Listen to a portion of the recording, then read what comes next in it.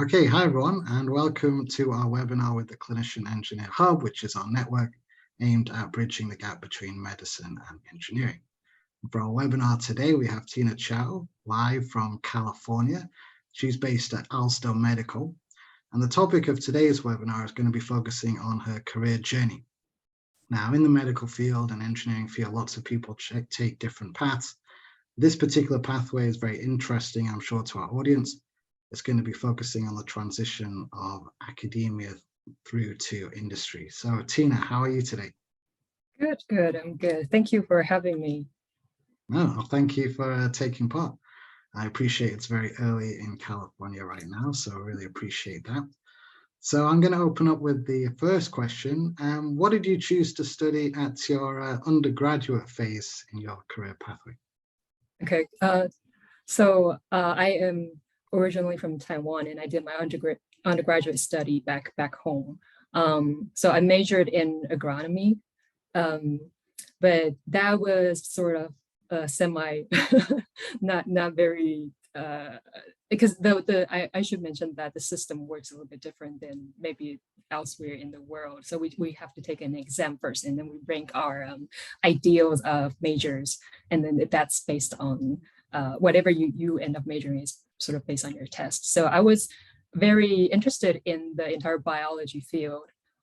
So I didn't really have I guess when we're all young, we don't really know what we want, but I know that in the broader aspect, I do really much want to have a better understanding in biology. So the majors that I would be interested to go into were all biology related, which could expand from medicine or medical related to more of a natural science. So that's how I sort of ended up majoring in the agricultural field.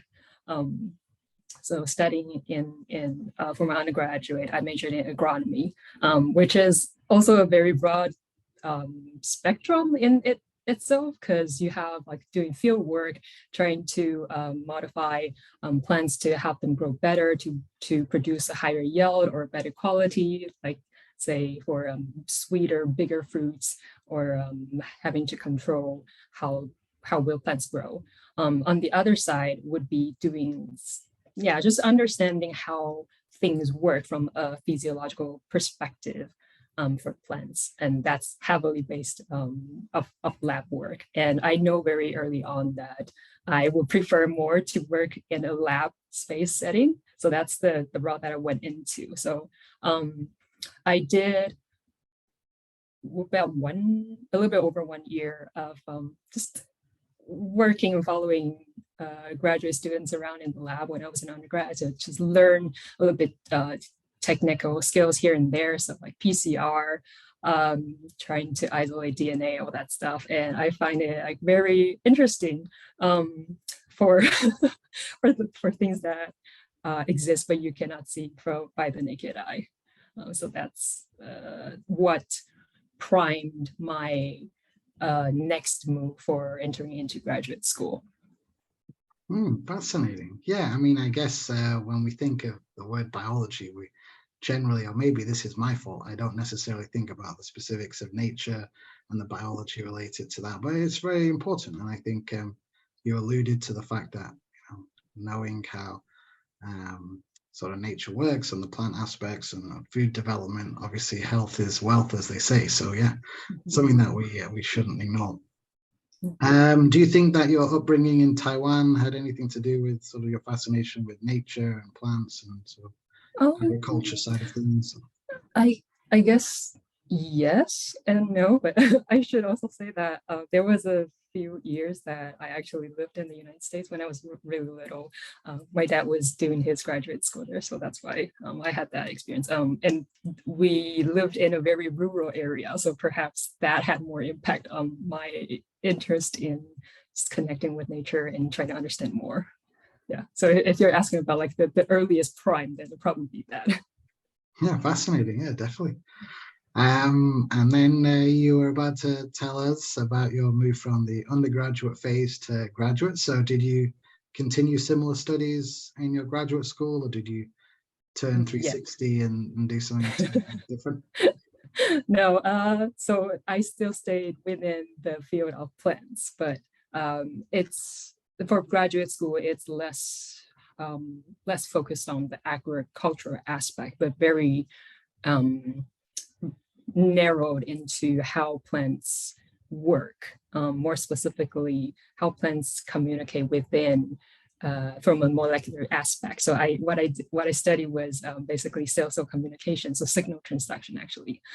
It's a little bit similar to plants don't have neurons and they don't have systems, so they rely on secondary messengers to communicate with each other. So it's it's quite different from how animal system works, but the concept is similar. Yeah, so my main focus for my PhD was trying to understand how calcium secondary messenger affects how it modulates the shoot epimerystem and how that to control plant development. Yeah, so that was the major focus on that. And along the way, yeah, it's gained a lot of different laboratory skills. So a continuation because spend a lot it's of time highly in the lab. focused. Yeah, it's highly focused from a molecular biology aspect. So yeah, I did a lot of RNA extraction, a lot of PCRs, and at the time, it was back in like 2010, before I think RNA sequencing has started to come to the surface, but that wasn't really a thing yet. So whenever you look at a gene, you're still like trying to understand one by one instead of just looking at the entire genome and trying to nitpick interesting things. Yeah, so I belong to that era when things are, I would say, moving forward a little bit slower because you have to look at things one at a time. So you have a lot of patience, yeah, which is a very good skill. Any other skills that you think you need if you were to sort of venture into that field? A lot of lab technical skills. I would say outside of technical skills, I would say having the patience and being resilient because you face a lot of failure, and being able to not feel defeated by experimental results, because that is something that sometimes you just can't control. You have everything set right, but it's biology, so things are complicated. It's good if results are what you have expected and if they are positive, but yeah, a lot of the times you wind up trying to understand like why this experiment failed and how you can tweak it for the next experiment for better results, things like that. I think that's a very important point. I did a bit of lab work many years ago, and I used to get very frustrated when things didn't work, and people in the lab used to tell me that you need to learn how to optimize things, and just sort of reflect on what you've done, and tomorrow will be a better day. Any tips or tricks for the audience members on if you do a particular lab experiment and it doesn't kind of work, how do you unwind, or how did you unwind from that? I would say I learned things the hard way. So I at that time I would tend to just I guess close doors and try to figure out things by myself through searching on the internet.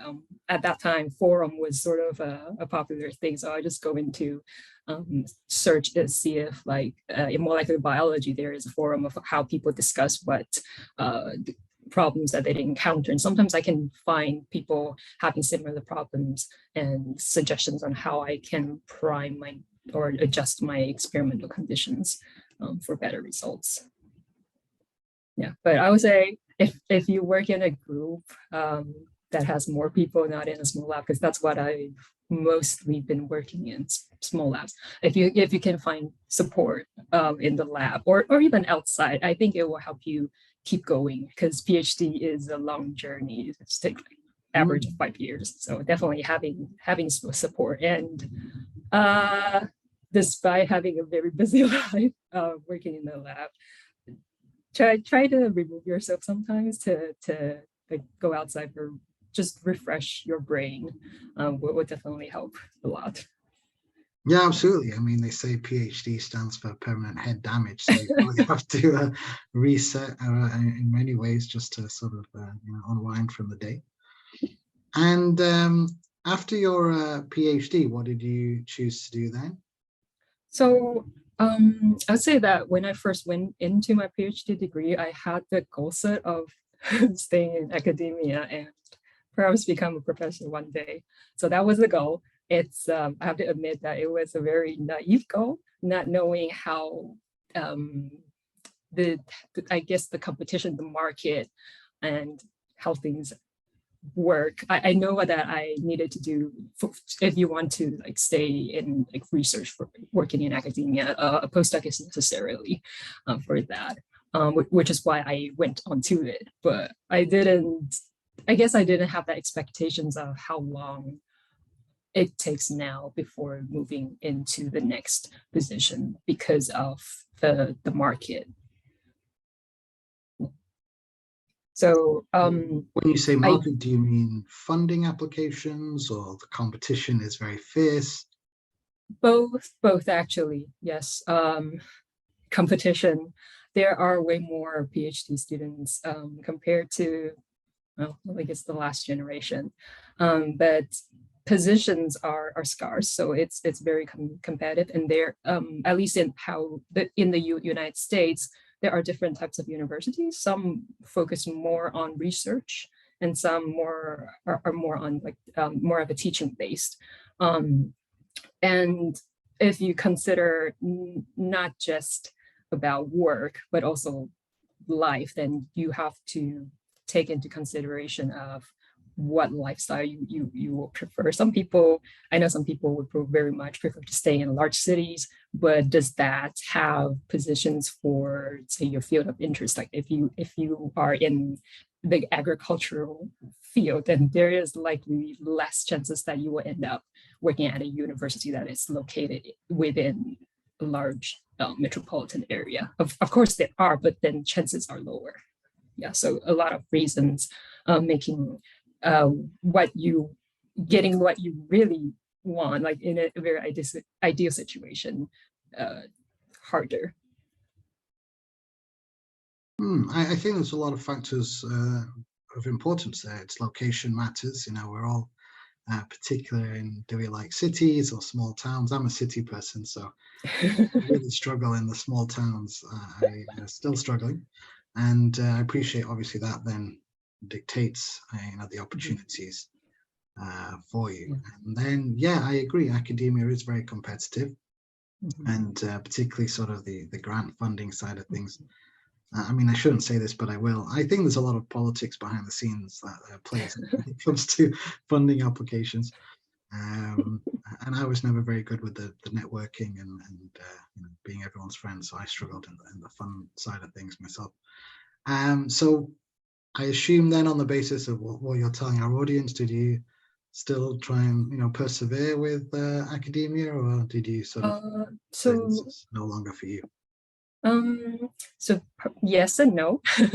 So when I went into my postdoc, part of the reason still I wanted to see how like continue on that direction of getting a position in academia, but then at the same time, I'm also open because I think because of my curiosity nature, I'm like I would want to know what is outside, how people work in the industry field. So I was very open to that, and um, the university that I worked with was they were very good at connecting people that are outside of industry, just having the students being exposed to uh, people working in industry, and as well as helping them to push forward to working in academia environment. So I attended both workshops to get a more exposure of what possible uh, paths that I can choose for after I finish my postdoctoral training. Fascinating. So something as simple as that. So going to workshops at your university to expose you to the industry field. Yeah. That is interesting, because I think we often overcomplicate things in our minds. And when you sort of see and read about how competitive industry as well, you think there's a lot of complexity in applying. But I guess, yeah, start simple, workshops, and connecting from there. So Yeah. at these Yeah. workshops, did you meet a lot of people that were providing opportunities, or was there lots of layers to the process?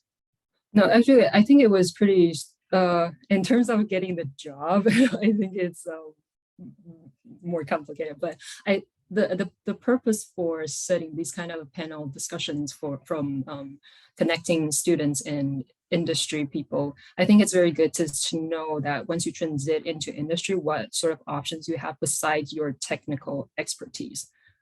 Say like me personally, I think outside of science, I'm also very interested in the humanities. So more of like a marketing aspect, and I like to do artsy stuff. So I can talk a little bit more detail on that later, because currently my position, although I am a biomarker scientist, I am involved in the marketing aspect a little bit. So yeah, just knowing what opportunities are out there, what skills you might have besides the technical knowledge part.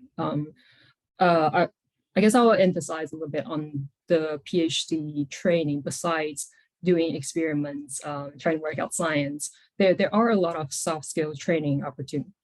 Not opportunities. It's a obligation for writing your thesis. Like, you have to make presentations. You have to be able to communicate clearly what your research is about, and to different kinds of audience. You need to learn how to adjust the way you talk about your work to fit the different people's, helping them to understand more, because not everyone knows that little tiny little field that you're working in or necessarily be interested about. So trying to make it interesting, trying to make people easily understand and engage was something I think that I benefited a lot during both my PhD and my postdoctoral training.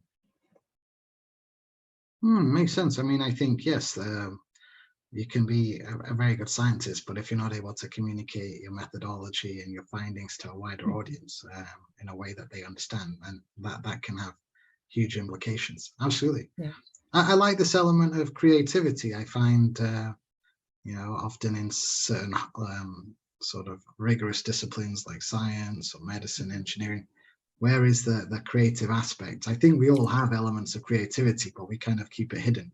So are you allowed to show your creative side in something as hardcore as industry, or Yeah, I would say, so Owlstone is, I think it's a very good company. People are awesome there, and they are pretty flexible like what other interests you have besides the main science that I focused on. So I can give you an example. So the marketing is in charge of both promoting products or research findings. So I am, because of my position, I am able to help with the written communication part. Like, we have blog posts, invited articles for journals that are focused for industry people. So I am involved in I am involved in writing some of the articles that are related to science. So yeah, it's not like hardcore looking at data interpretation, but rather trying to use words to help the audience understand about like what is interesting, what things are going on, and especially trying to shorten and have like the main points, more like a summary for different types of platforms, since people are very busy and they're exposed to a lot of information. So getting to the point and having them like having your point conveyed across like within a 1 minute read article or so. Yeah, so I think that is very important. Fascinating. Yeah, and I think you may not be sort of doing that classic science academic publication, but you're still publishing in an industry setting, like you say, through articles and other sort of written information, which benefits, I think, the public because that's Yeah. something often forgotten about in academic settings. How does the general public access all these articles and that kind of element? So yeah, no, a very interesting journey so far, and the fact that you're allowed to bring a creative side out in industry. One thing that I will sort of hone in on, so that transition, you started off with workshops. Was it then a series of interviews? Did you have to apply to lots of different companies? We don't need to know too many specifics, obviously, but is it tricky to slot into industry compared to academia, or Um, what was your experience? my experience was, I think it was positive, but I would say it kind of depends on where you are at during your postdoctoral training. Like if you're within your early years, unless you have connections, say like your PhD boss maybe have connections, or you were already working on collaboration projects while you were a PhD student that allowed you to have that connection with the outside world. Then if it's not in that kind of situation, then you'll probably need to gain more experience during your postdoctoral years before people think you're ready to transit outside of academia. So for me, it was I wasn't proactively applying for industry positions during the first few years of my postdoc. It took until the fifth year. And part of the reason was because like my background, although in biology, was heavily based from the plant side. And there are certain techniques that I didn't gain through that, though similar but not identical. Say like mammalian cell culture. This is a very basic technical skill if you are studying like doing cell culture studies, or both in humans or in animals. But in plants, we have something similar for like tissue culture. It has to be an environment that has no contamination whatsoever. So I had that training, but when I was applying, that was one of the main hurdles that because I wasn't trained on doing mammalian culture. So that I think I lost a lot of opportunities, even though that was like a very tiny point and I do have much more to offer. But anyways, so before I transited into industry, I had a little bit over 1 year of experience working in a lab that does human cell cultures, which got me that chance to add on the skill sets. So after that, it was, I guess, probably because of the exposure into more of a biomedical field, so outside of plants, and also the having enough time for training within like scientific knowledge, that the time was right. So when I started applying for industry jobs, the interviews were pretty smooth, and yeah, I got the chance to I got the offer to work for Owlstone Medical. Amazing. Yeah, no, I think you've alluded to a lot of interesting things there. I will share with the audience my experience of many rejections. So I think networking matters. So you mentioned that you were in the lab, you obviously served your time, your supervisors liked you, and they were connected to industry, and obviously through word of mouth that can definitely help.